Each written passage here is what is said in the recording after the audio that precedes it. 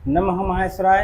मैं डॉक्टर आशुतोष कुमार यादव पुनः इस संस्कृत कक्षा 10 के संस्कृत पाठ 2 उद्भिद परिषद जिसका नाम है उसको लेकर के मैं उपस्थित हुआ हूँ। मुझे विश्वास है कि प्रथम वीडियो को आप लोग बहुत अच्छे से पढ़े होंगे, समझे होंगे, आप लोगों को समझ में आ गया हो गया, आप अंडरलाइन भी किए होंगे, आप उसका प्रश्न भी बनाए होंगे। तो इसी आशा और विश्वास के साथ हम पुनः आगे की ओर अग्रसर होते हैं, अगले पैराग्राफ की ओर बढ़ते हैं, उसको पढ़ते हैं, समझते हैं। तो चलिए देर न करते हुए पुनः शुरू करते हैं। देखिए अब यहाँ पर जो यहाँ तक हम आपको बता ही दिए थे प्रथम वीडियो में कि अटवीं परिभ्रमण मैंने जंगल से जंगल नहीं घूमता है कौन, तो वह हिंसक जानवर।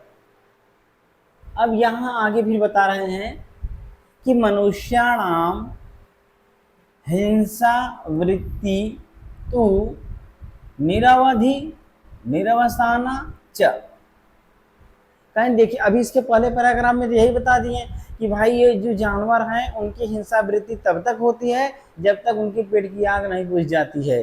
जैसे कि उनके पेट की आग अर्थात भूख मिट जाती है और हिंसा प्रवृत्ति से दूर हो जाते हैं, हिंसा की प्रवृत्ति को बंद कर देते हैं, हिंसा की क्रिया को बंद कर देते हैं। लेकिन मनुष्यों की हिंसा वृत्ति की न कोई सीमा है और न ही वह कभी समाप्त होने वाली है, अनवरत चलने वाली है। जब तक वो जिंदा है तब तक हिंसा कर्म करता रहता है।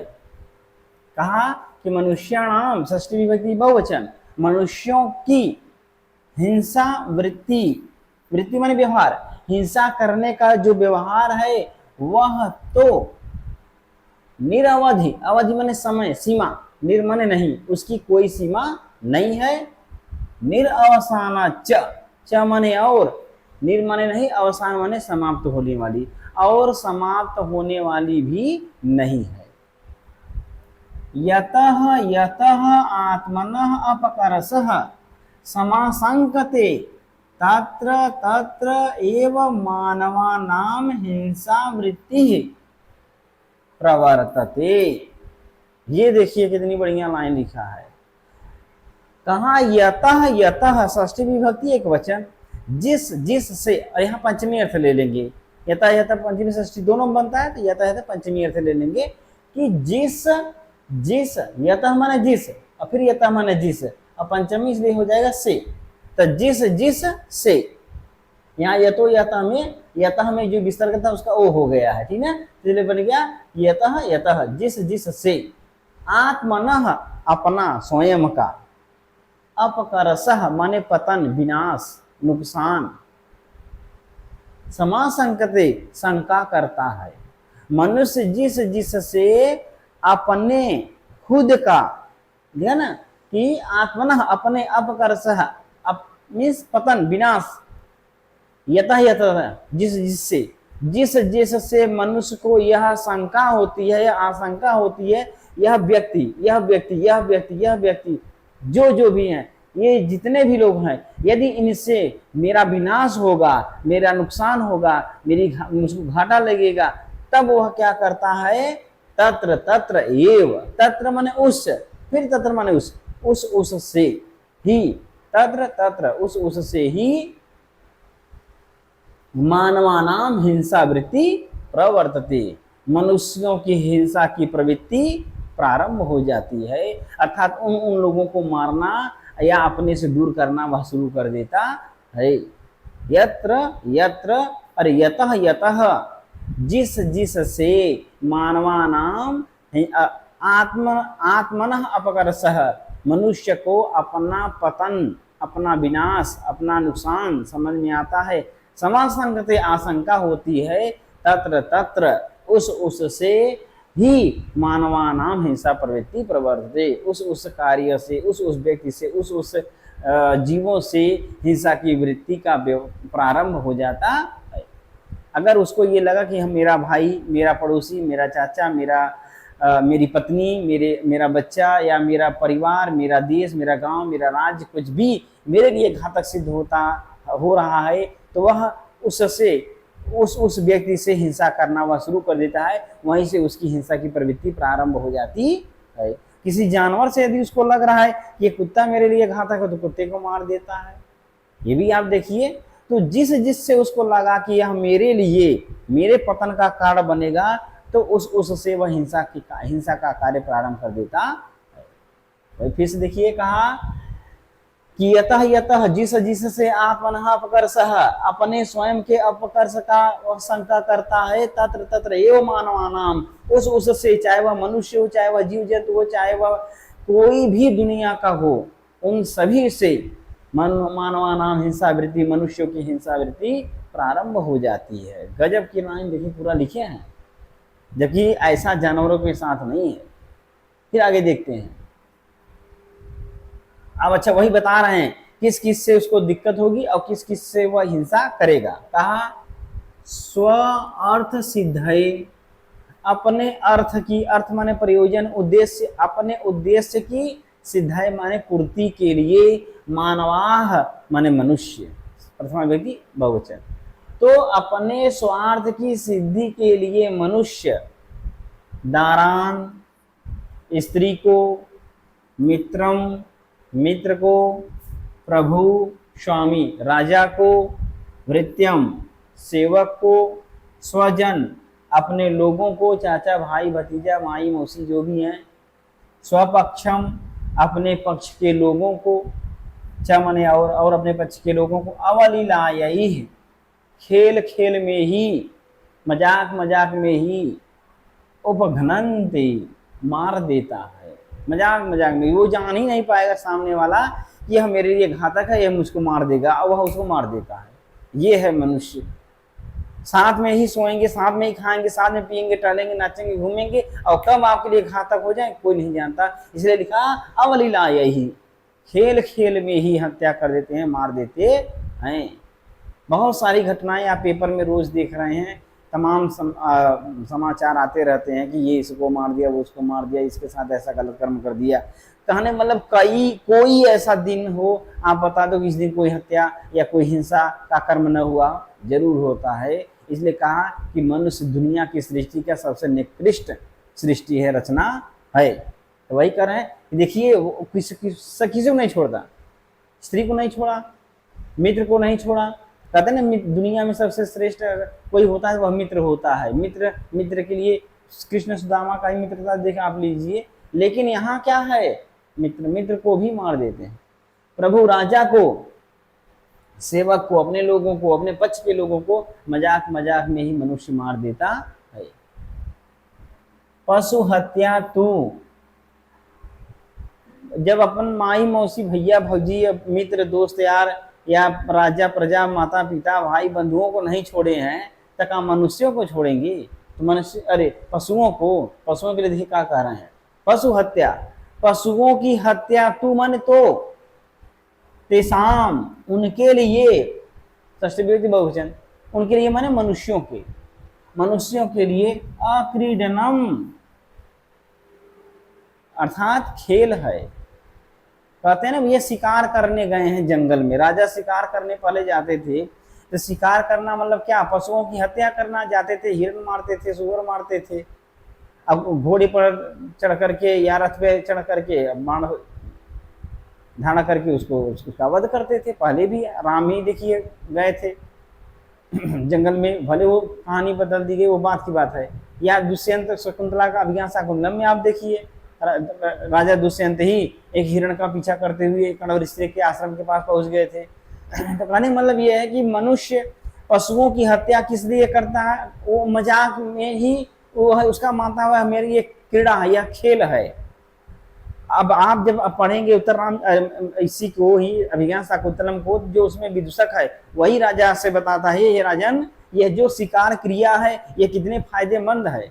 एक चीज ये कि आप अपने निशाने का परख भी कर लेंगे कि आप दौड़ते हुए जानवर को, दौड़ते हुए पशु को, व्यक्ति को कैसे आप निशाना साध सकते हैं।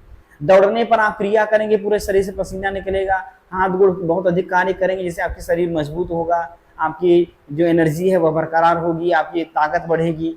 बहुत सारी उसमें विशेषता बताया है। तो इसलिए कह रहे हैं कि मनुष्यों के लिए पशुओं की हत्या तो एक खेल है, तेसाम उनके लिए पशुओं की हत्या एकमात्र क्या है, खेल है। केवलम केवल चित्त विनोदाय, अपने चित्त मन के विनोद के लिए, प्रसन्नता के लिए, आनंद के लिए। मछलियां देखिए पकड़ने लोग जाते हैं, बड़े सूट बूट लगा करके और कटिया फंसा करके मछली मारते हैं। वो अब आखिरकार आप उसको मारे, वो हत्या ही तो है, लेकिन करते हैं। इसलिए कहा केवलम चित्त विनोदाय, अपने मन के विनोद के लिए, प्रसन्नता के लिए, हृदय की प्रसन्नता के लिए, महाअरण्यम, बड़े बड़े जंगलों में, उपगम्य जा करके, ते माने वही मनुष्य, यथ इच्छम, यथा प्लस इच्छम गुण संधि, इच्छा के अनुसार, निर्दयम, दय माने दया, अनिर माने नहीं, अथा दया से रहित, निर्दयता पूर्वक, पशु घातम कुर्वन्ति, पशुओं की हत्या करते हैं।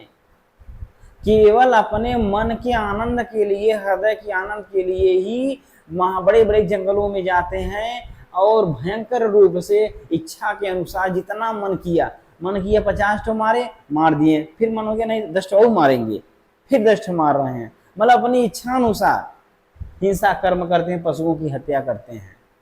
जब आप पढ़ेंगे कभी कादम्बरी कथा मुखम, तो उसमें देखिए जब सब सबर इत्यादि आते हैं जंगल में और पशुओं की हत्या करते हुए वो तांडव रचते हैं कि देखिए करते हैं सर, ये है मनुष्य। तेसाम, उन मनुष्यों का पशु प्रहार व्यापारम आलोक्य, पशुओं की हत्या के व्यापार को, क्रिया को आलोक्य माने देख करके, जड़ान अपि, जड़ा नाम अपि, जड़ का भी, पत्थर का भी, वृक्षों का भी, जो अस्माकम और हम लोगों का जो हृदय है वह विदीर्ण हो जाता है, फट जाता है। खुद पीपल वृक्ष कह रहे हैं कि जो जड़ हैं, जो पत्थर के रूप में है, या जो नदी नाले हैं, जो प्रकृति है, जो पेड़ पौधे हैं, उनका भी हृदय फट जाता है, हम लोगों का भी हृदय फट जाता है। तेषाम पशु व्यापार आलोक्य, उन मनुष्यों के पशुओं की हत्या के व्यापार इतनी भयंकर, इतनी निर्दयता के साथ वो हत्या करते हैं, उसको देख करके जड़ रूप में विद्यमान हम लोगों का हृदय भी फट जाता है। अन्यंच, च माने और, अन्य पशुनां भक्ष्य वस्तून प्रकृत्या नियमितान एव, करें देखो इस धरती पे, इस सृष्टि में देखो, जो अन्य पशु, अन्य च पशु, और अन्य जो पशु हैं, शेर है, व्याघ्र है, या अन्य छोटे छोटे जीव हैं, उनकी भक्ष्य वस्तूनि, भक्ष्य माने भोज्य, भोजन, भोजन की जो वस्तुएं हैं, भोजन के लिए जो वस्तुएं निश्चित की गई हैं, वह प्रकृत्या नियमितान एव, प्रकृति के द्वारा, तृतीय विभक्ति एक वचन, प्रकृति के द्वारा, नियमितानि एव, नियमित किया गया है, निश्चित किया गया है। कहा कि अन्य च माने और, अन्य अर्थात अन्य पशुनाम पशुओं की, भक्ष्य वस्तु माने खाने की वस्तुओं का प्रकृति के द्वारा निश्चित किया गया है, नियमित किया गया है। प्रकृति ने निश्चित कर दिया है कि इस जानवर को मांस खाना है, इस जानवर को साग सब्जी खाना है, फल इत्यादि खा करके जीवन यापन करना है। हर एक पशुओं के लिए उन्होंने निश्चित कर दिया है कि यह पशु इन खाद्य पदार्थों को ही खाएंगे। लेकिन और फिर आगे कह रहे हैं, न ही पशवः भोजन व्यापारे, पशव माने पशु, भोजन के व्यापार में, भोजन की क्रिया में, प्रकृति नियम उल्लंघयन्ति न। अब आप न लेंगे कि जो पशवा है, पशु हैं, अपने भोजन के व्यापार में, अपने भोजन की क्रिया में, अब भोजन करते समय प्रकृति के नियमों का उल्लंघन न मिस नहीं करते हैं, न उल्लंघयन्ति, उल्लंघन नहीं करते हैं। कौन? तो जो पशु है। कह रहे अन्य पशुओं की, अन्यंच, अन्य पशु नाम पशुओं की। फिर क्या कहा कि प्रकृत्या भक्ष्य वस्तूनि नियमतानि, अर्थात भक्ष्य वस्तुओं को निश्चित कर दिया है, और वह जो जानवर हैं या अन्य पशु हैं, वे पशु भोजन के व्यापार में प्रकृति के नियमों का उल्लंघन नहीं करते हैं। जैसे कहा तेसु, ये मांस भुजा, तेसु माने उनमें, ये माने जो, उनमें अर्थात उन जानवरों में, उन जानवरों में, उन पशुओं में, तेसाम अरे तेसु ये मांस भुजः, तेसु माने उनमें, ये माने जो, मांस भुजः मांस का भोजन करने वाले। हाँ हेलो, क्या बस 10 मिनट, 10 मिनट बाद फोन करा थी। देखिए तो कहा तेसु ये मांस भुजः, तेसु माने उनमें, ये माने जो, मांस भुजः मांस का भोजन करने वाले जानवर हैं, ते माने वे, ये माने जो, इसका मूल पद है यत, यह यव ये माने जो, तेसु माने उनमें, उन पशुओं में जो मांस भुजः मांस का भोजन करने वाले हैं, ते माने वे। मांसम अपहाय, अपहाय माने छोड़ करके, मांसम माने मांस को, मांस को, मांसम तो द्वितीय विभक्ति एक वचन, मांस को अपहाय छोड़ करके, न अन्यत, अन्यत माने दूसरे अर्थात अन्य भोज्य पदार्थ को, न माने नहीं, आकांक्षयन्ति आकांक्षा करते हैं, इच्छा करते हैं। कभी आप देखिए शेर, कभी आप देखिए वो साग सब्जी खा ले, वो नहीं खाएगा क्योंकि उसका भोज्य पदार्थ मांस है, ठीक है। इसलिए कहा कि जिनके लिए मांस प्रकृति ने निश्चित कर दिया कि आप मांस पर ही जीवन यापन करोगे, तो वह सिर्फ मांस की ही आकांक्षा करता है, अन्य भोज्य पदार्थों की आकांक्षा नहीं करता है। ये माने जो, पुनः माने फिर, और फिर जो फल मूल असीन, असीन हते, असीन माने भोजन करने वाले, खाने वाले, फल मूल अर्थात जो फल या मूल माने जड़, कंद मूल, फल मूल को खाने वाले हैं, ते माने वे, असीन माने खाने वाले हैं, ते माने वे, तैह एव जीवंती, तही माने उन पर ही, अर्थात उन कंद मूल पर ही, जीवंती माने जीते हैं, जीवन यापन करते हैं।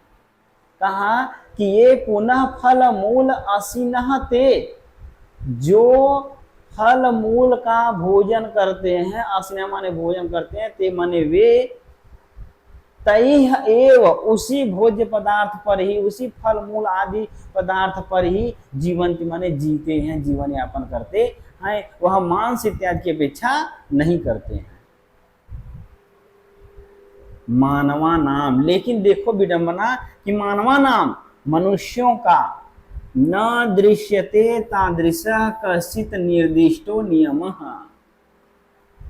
कश्चित माने कोई, निर्दिष्ट माने निश्चित किया गया, जैसे ईश्वर ने निश्चित किया कि ये पशु भोज्य पदार्थ इनका मांस है तो वह मांस ही खा रहे हैं, ये पशु जिनका भोज्य पदार्थ कंदमूल है वो सिर्फ कंदमूल खा रहे हैं। लेकिन मनुष्यों के विषय में न दृश्यते तादृश, उस प्रकार का कश्चित माने कोई, निर्दिष्ट माने निर्दिष्ट, निश्चित, नियम माने नियम, न दृश्यते नहीं दिखाई देता है। लेकिन मनुष्य के विषय में ऐसा कोई निश्चित नियम नहीं दिखाई देता है, वह सब खाते हैं, सर्वाहारी, सब सड़ा गला अड़ा बड़ा कबाड़ा सब खाते हैं। ये कौन है? मनुष्य है। इसीलिए कहा कि मनुष्य दुनिया का सबसे निकृष्ट सृष्टि है, रचना है। देखिए थोड़ा सा और इस पैराग्राफ को थोड़ा सा और, अभी है, अभी 18 ही मिनट हुआ है, थोड़ा सा और हम लोग देख लेते हैं। यहाँ तक देखिए लिखा है, स्व अवस्थायाम संतोषम अलभमाना मनुष्यजन्मानः प्रतिक्षणं स्वार्थ साधनाय स्वात्मना प्रवर्तन्ते, न धर्मम अनुधावन्ति, न सत्यम अनुबंधन्ति, तृणवत उपेक्षन्ते स्नेहम, अहितम इव परित्यजन्ति आर्जवम, न किसी, मैंने अब देखिए इसका समझिए, स्व अवस्थायाम संतोषम अलभमाना, लभमाना माने प्राप्त करने वाला, संतोष प्राप्त करने वाला, संतोष को प्राप्त करने वाला। कह रहे हैं कि स्व अवस्थायाम अपनी अवस्था में, संतोषम माने संतोष को, अलभमाना न प्राप्त करता हुआ, मनुजन्मान अर्थात जो मनुष्य हैं, प्रतिक्षण माने प्रत्येक क्षण, प्रत्येक समय, प्रत्येक पल, स्व अर्थ साधनाएं, अपने स्वार्थ की सिद्धि के लिए सर्वात्मना प्रवर्तन्ते, सभी प्रकार से प्रवर्तित होता है, सभी प्रकार से लगा रहता है। अर्थात जो मनुष्य है वह अपने स्वार्थ की सिद्धि के लिए स्व अवस्था, पहली बात तो यहाँ ये शब्द लिखे हैं कि स्व अवस्थायाम संतोषम अलभमाना। मतलब यह है कि यदि मान लीजिए मनुष्य कोई भी व्यक्ति है वो 10,000 रुपया कमा रहा है, तो वह 10,000 से संतुष्ट नहीं है, इसलिए कहा संतोषम अलभमाना, अर्थात संतोष न प्राप्त करता हुआ। जबकि कहा गया है संतोषम परम सुखम, संतोष सबसे बड़ा सुख है, सबसे बड़ा आनंद है, ये बात कही गई है। लेकिन मनुष्य संतोष को ही नहीं प्राप्त करता है, इसलिए कहा संतोष अलभमाना, संतोष को न प्राप्त करता हुआ कौन? मनुष्य स्व अवस्थाएं, अपनी अवस्था की स्थिति को जान करके संतोष न प्राप्त करता हुआ।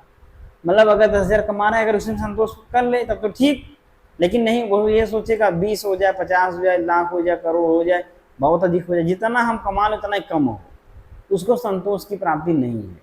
इसलिए वह अपनी अवस्था पे हमेशा रोता रहता है। 10,000 रुपया कमा रहा, 20,000 रुपया कमा रहा तो भी रो रहा है, भगवान इतने कैसे खर्चा चलेगा, और हमको कमाना चाहिए, और हमारे पास पैसा होने चाहिए, इसके लिए फिर और प्रयास कर रहा। भाई जो गलत कर्म हो रहे हैं, व्यवहार हो रहे हैं, देखिए बहुत आप देख सुने होंगे कि बहुत ऐसे भी डॉक्टर हैं जो कि बच्चों का या लोगों के पार्ट्स को बेच देते हैं, ऐसा पेपरों में भी निकलता है, आप लोग सुनते भी देखते भी होंगे। अब आप ही सोचो कि वह एक डॉक्टर है, उसके पास पैसे की कौन सी कमी है, वो अगर चाहे नॉर्मली अगर ट्रीटमेंट करे, दवा करे, सबका अगर सबका अच्छे से इलाज करे, तो भी वह आराम से दिन में प्रत्येक दिन वह 10 से 5,000, 15-20,000 रुपया आराम से कमा सकता है। मतलब इतना इनकम हो जाएगा कि वो अच्छे से अपना जीवन यापन कर सकता है।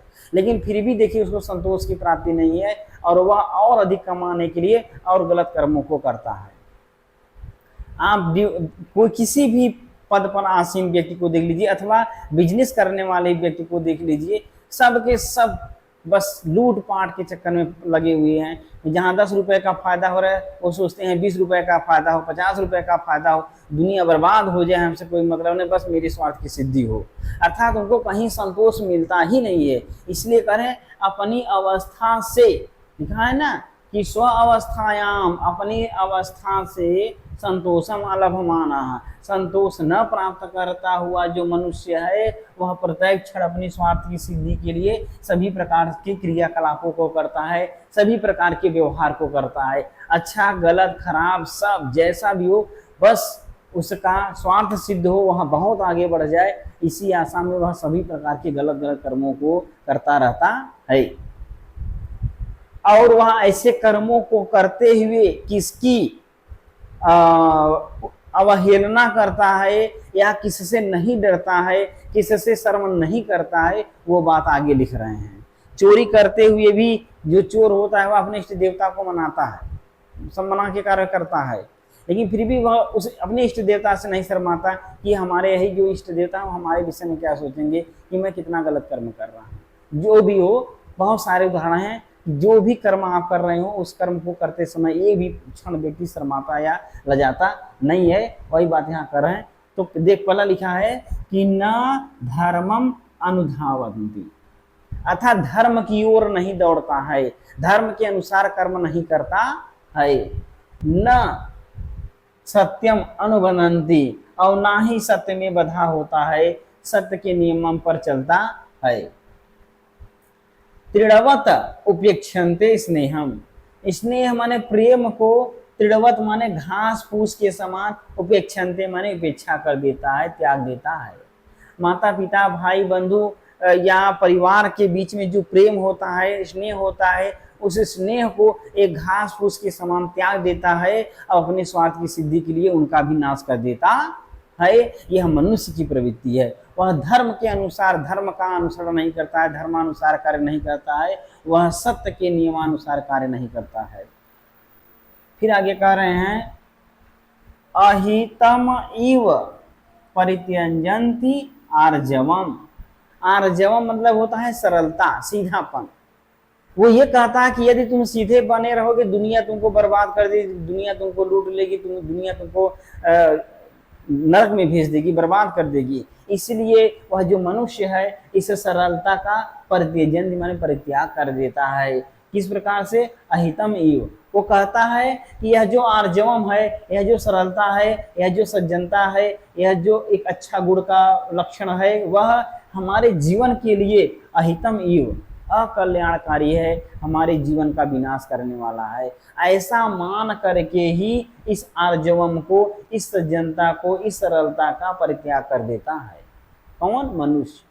मनुष्य ये कहता है कि जीवन में यदि आप सरल शुद्ध सज्जन पुरुष बनेंगे तो यह सज्जनता आपके जीवन के लिए अहितकर है, घातक है, आपको बर्बाद कर देगी।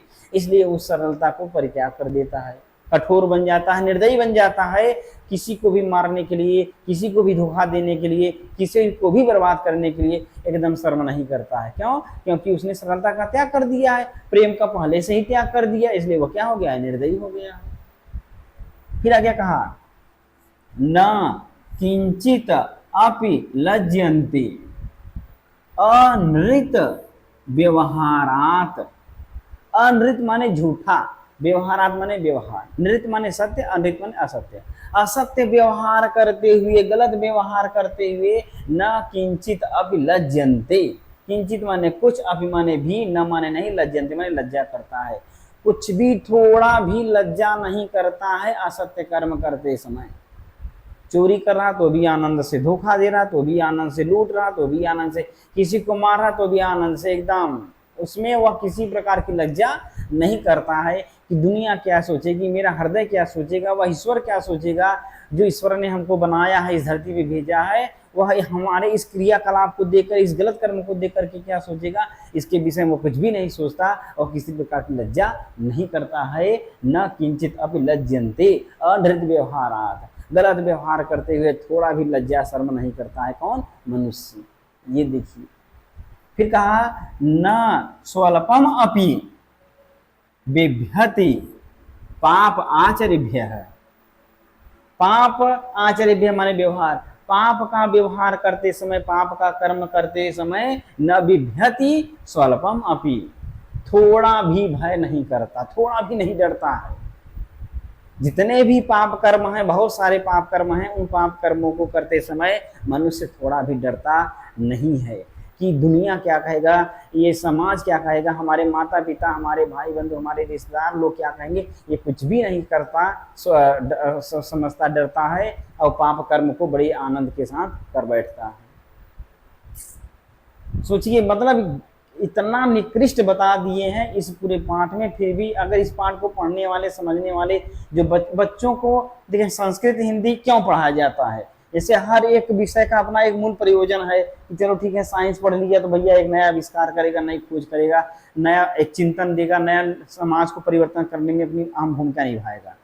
गणित पढ़ने वाला जो इंजीनियर बना तो चलो ठीक है, वह इंजीनियरिंग करने के माध्यम से नए नए तरीके से इंजीनियरिंग किया, अर्थात नए नए आविष्कार करता है। जैसे नाला हो गया, घर, मकान, मोटरसाइकिल, बहुत सारी चीजें हैं, वो अपना क्रियाकलाप करके बनाता है। हिंदी वाला क्या बनाता है, संस्कृत वाला क्या बनाता है? सोचो, आप अगर देखो तो कुछ नहीं, बेकार है।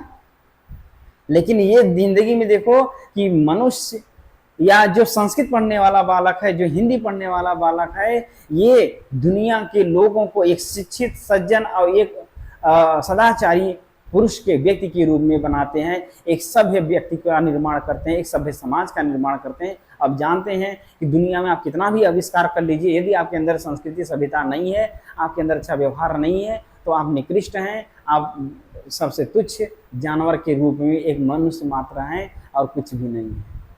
समझ रहे नहीं? इसीलिए हिंदी, संस्कृत, यह जो सब्जेक्ट है, हिंदी संस्कृत ही नहीं, कोई भी साहित्यिक विषय हो जो हमारे आपके जीवन के व्यवहार को बदलने में अहम भूमिका निभाते हैं, हम आपको एक सज्जन, एक उत्कृष्ट, श्रेष्ठ मनुष्य बनाने में भूमिका निभाते हैं, वो सारे विषय इस दुनिया में श्रेष्ठ हैं। उन सभी विषयों का अध्ययन होना चाहिए। भले आप डॉक्टर, इंजीनियर हो जाओ, भले बहुत बड़े इंसान हो जाओ, बड़े वैज्ञानिक बन जाओ, लेकिन अगर आपके अंदर मानवता नहीं है, आपके अंदर एक अच्छा व्यवहार नहीं है, आपके प्रति लोगों के प्रति एक अच्छी भावना नहीं है, तो आपका जीवन व्यर्थ है। क्योंकि ऐसे कंडीशन में भाई बनाने वाले ने बम बनाया, तो बम बनाया तो परमाणु बम भी बनाया, लेकिन ये कभी नहीं सोचा इस परमाणु बम का इस दुनिया को बर्बाद करने में उपयोग किया जाएगा।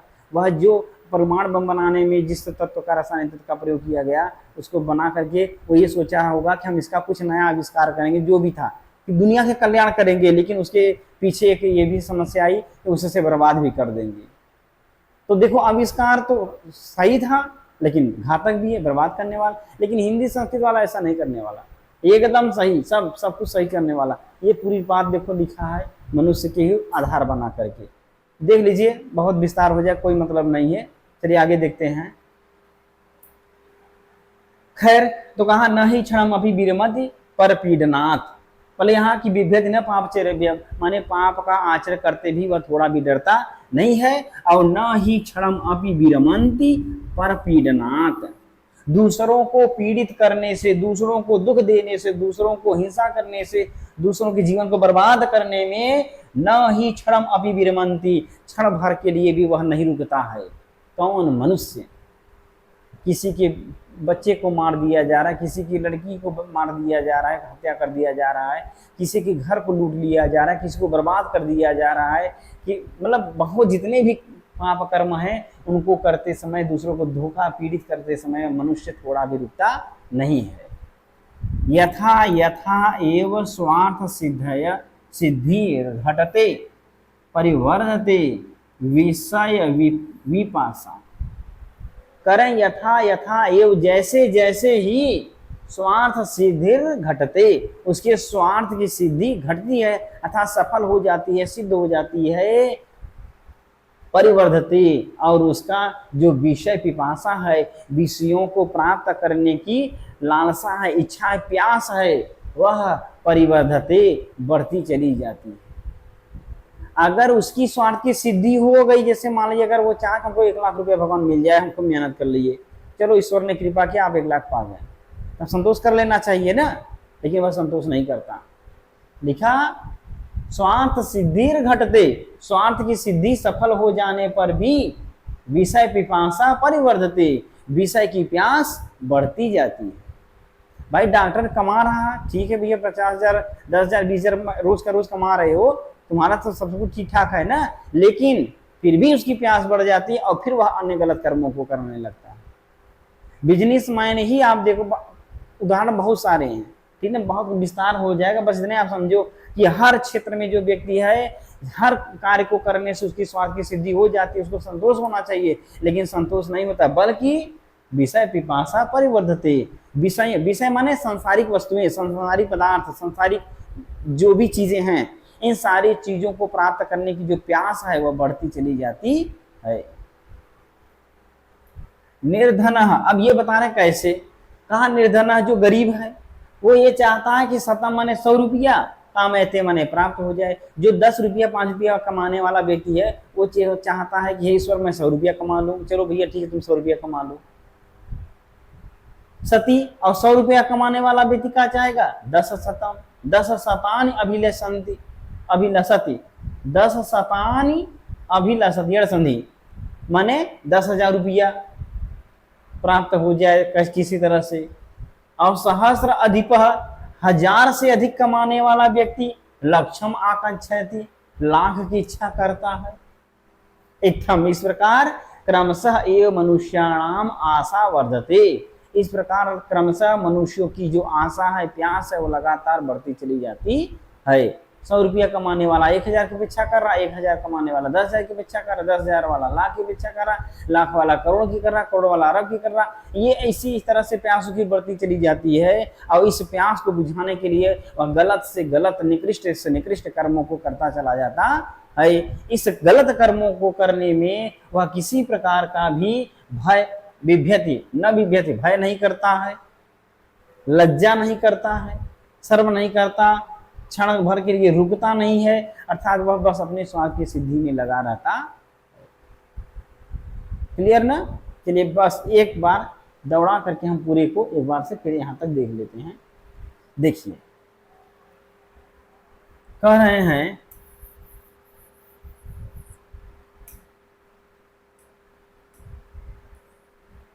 देखिए इसको मिटा देते हैं तब समझ में आएगा। बहुत बढ़िया यह आपका चैप्टर है। अगर इस चैप्टर को सरकार हटाती है अपने सिलेबस से तो बहुत गलत कर्म करती है, क्योंकि यह एक ऐसा चैप्टर है जो हमारे आपके जीवन के लिए बहुत उपयोगी है, हम आपको सोचने के लिए मजबूर करती है।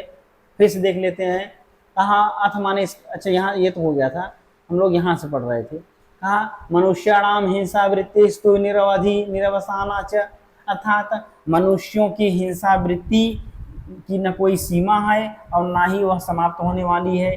जिससे मनुष्य अपने आप का अपकर्ष या पतन समझता है, विनाश समझ की आशंका करता है, उससे ही मनुष्य की हिंसा की वृत्ति प्रवर्तते माने बढ़ती है, हिंसा की वृत्ति शुरू हो जाती है। अपने स्वार्थ की सिद्धि के लिए मनुष्य स्त्री को, मित्र को, राजा को, सेवक को, अपने लोगों को, अपने पक्ष के लोगों को भी खेल खेल में ही उपघनंति माने मार देता है। कहा पशु हत्या तो, पशुओं की हत्या तो ऐसा मन उन मनुष्यों के लिए क्रीडनम अर्थात एक खेल मात्र है, और वह मनुष्य केवल चित्त के आनंद के लिए, विनोद के लिए ही महाअरण्यम अर्थात बड़े बड़े जंगलों में उपगम में माने जा करके ते माने वे मनुष्य अपनी इच्छा के अनुसार निर्दयता पूर्वक पशुओं का आघात माने हिंसा या पशुओं को मारते हैं, पशुओं का हत्या करते हैं। तेसाम उनके इस पशु प्रहार माने पशुओं की हिंसा के व्यापार को अवलोकन माने देख करके जड़ान अपि माने जड़ के रूप में विद्यमान अस्माकम माने हम लोगों का, हम वृक्षों का भी जो हृदय है, हृदय विद्यते माने फट जाता है। ये पीपल वृक्ष कह रहे हैं कि हम लोगों का हृदय भी फट जाता है। अन्यंच और अन्य पशु नाम पशुओं की भक्ष्य वस्तुओं प्रकृति नियमतानि एव अर्थात अन्य पशुओं की भोजन करने की वस्तुओं को प्रकृति के द्वारा निश्चित किया गया है। न ही पशु भोजन व्यापारे अपने भोजन के व्यापार में प्रकृति माने ईश्वर के नियम का न मान नहीं उल्लंघन माने उल्लंघन करते हैं, उसके नियम का उल्लंघन नहीं करते हैं। तेसु ये मांस भुज उनमें अर्थात उन पशुओं में, उन हिंसक पशुओं में जो मांस को खाने वाले जानवर हैं वह केवल ते माने वे मांस को छोड़ करके अन्य भोज्य पदार्थों की आकांक्षा नहीं करते हैं। ये माने जो पुनः माने फिर फल मूल असिनह अर्थात फल कंद मूल को खाने वाले हैं, ते वे तैह एव जीवंती उसी भोज्य पदार्थ, उन्हीं कंद मूल भोज्य पदार्थों पर ही जीवन यापन करते हैं। मानवा नाम लेकिन मनुष्यों का तादृश माने उस प्रकार का कोई भी निश्चित नियम न दृश्यंते नहीं दिखाई देता है, लेकिन मनुष्यों का कोई भी निश्चित नियम नहीं दिखाई देता है। स्व अवस्थायाम अपनी अवस्था से, अपनी स्थिति से, अपने समय के अनुसार संतोषम अलभमाना संतोष न प्राप्त करता हुआ जो मनुष्य है प्रत्येक क्षण अपने स्वार्थ की सिद्धि के लिए सर्व आत्मना प्रबंधते अर्थात सभी प्रकार से प्रवर्तित होता है, सभी प्रकार के कर्मों को करता है।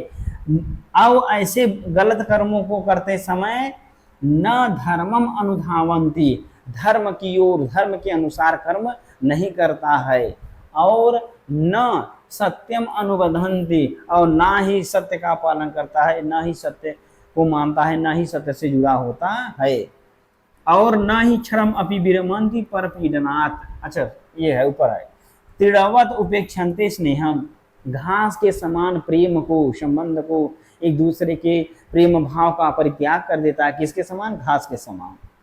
और अहितम इव परित्यजन्ति आर्जवम सरलता को वह मानता है कि यह सरलता हमारे जीवन में अहितकारी है, हमारा अकल्याण करने वाला, हमारा विनाश करने वाला है, तो ऐसा मान करके सरलता का परित्याग कर देता है, सज्जनता का परित्याग कर देता है।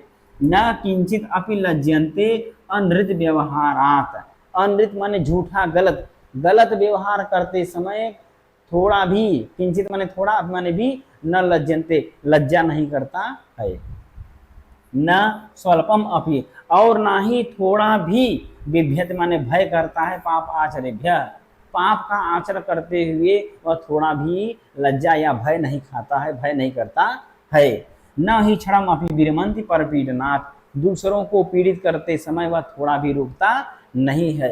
यथा यथा एव जैसे जैसे ही स्वार्थ सिद्धिर घटते। यहाँ घटते का मतलब सफल होता है। जैसे जैसे उसके स्वार्थ की सिद्धि पूर्ण हो जाती है, उसका स्वार्थ सिद्ध हो जाता है, वैसे वैसे विषय पिपासा परिवर्धते, वैसे वैसे भौतिक सांसारिक वस्तुओं की जो प्यास है वह बढ़ती चली जाती है। निर्धन सतम, देखिए कहा कि निर्धन जो गरीब व्यक्ति है वह 100 रुपए की कामयते मन इच्छा करता है। 100 रुपए कमाने वाला व्यक्ति 10,000 रुपए की कामना करता है, और 1,000 रुपया कमाने वाला व्यक्ति लाख रुपए की आकांक्षा करता है। इस प्रकार क्रमशः मनुष्याणाम आशा, मनुष्यों की जो आशा है वर्धते, बढ़ती चली जाती है, वह रुकने का नाम नहीं लेती है। ठीक है, चलिए तो आज के लिए बस इतना ही। आप इस पैराग्राफ को बड़े अच्छे से पढ़िए, समझिए और प्रयास करिए अपने घर में लोगों को इस पाठ के बारे में बताइए, उनके सामने पढ़िए, उनको समझाइए, इस पाठ का महत्व बताइए और इसके पाठ के जो बातें हैं उनको समझने का प्रयास करिए, और प्रयास करिए कि आपके द्वारा किसी भी प्रकार से किसी को कोई दुख या कष्ट न हो, क्योंकि मनुष्य ही सबसे निकृष्ट जीव के रूप में बता दिया गया है। तो मनुष्य ही, आप देखिए मनुष्यों को बताया जाता है कि सबसे अगर डेंजरस इस धरती पर कोई जानवर है तो वह मनुष्य है। लेकिन फिर भी आप जानते हैं कि हमारे ही आपके मन में, हृदय में ईश्वर का भी निवास है। तो हम आप अच्छा से चिंतन करके अपने व्यवहार में परिवर्तन ला सकते हैं और एक अच्छे प्रकृति के सृष्टि के रूप में उभर सकते हैं। तो ये हमारे ऊपर ही है, हमारे व्यवहार के ऊपर है। खैर जो भी हो, तो कक्षा 10 के विद्यार्थियों से यही है कि वो लोग इसको अच्छे से पढ़ें, समझें, इसका हिंदी अनुवाद लिखें, इसमें जो प्रश्न बन सकते हैं वैकल्पिक प्रश्न, उस प्रश्नों को बनाएं और तैयार करिए। ठीक है, तो आज के लिए इतना ही। नमः शिवाय।